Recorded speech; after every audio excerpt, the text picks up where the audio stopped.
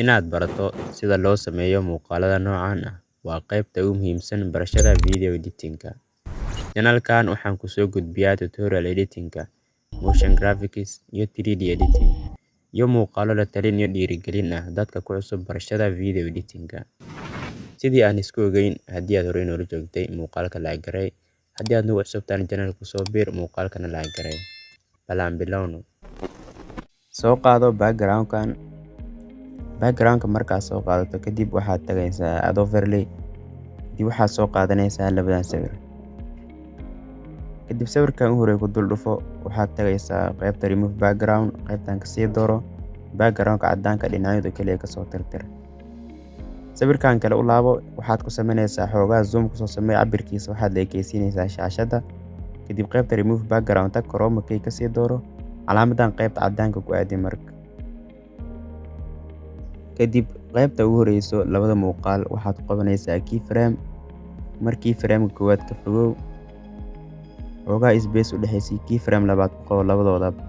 Marka waxaad u soo laabanaysaa keyframe-kii koowaad, kadib labada sawir waxaad gelinaysaa hoos geli.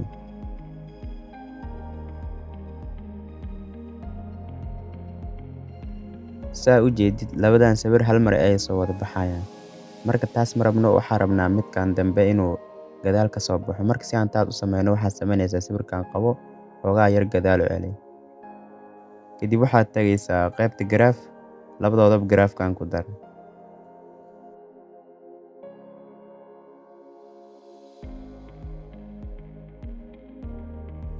Labada sawir cabirkooda background-ka la ekeysii.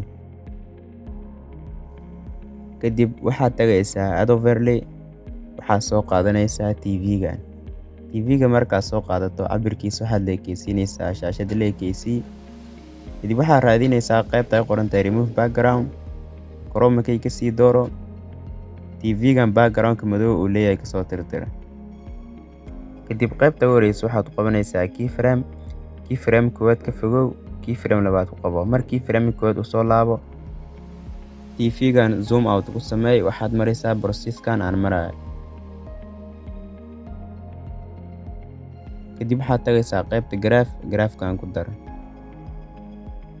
Marka waxaan rabnaa background-ka labada icon kalena soo haray inaan ku qabno keyframe. Marka keyframe-ada aad ku qabatay TV-ga iyo kuwan kale waxaa la rabaa inay isku aadanaadaan, midna dhinacyuusan u badnaanin.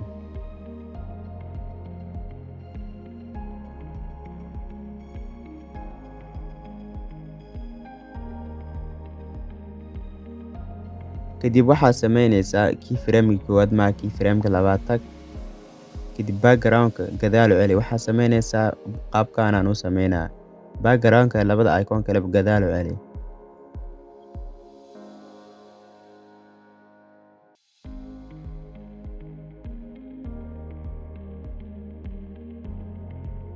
Kadib waxaad tagaysaa qaybta graph, afartooda waxaad ku daraysaa graph-kan.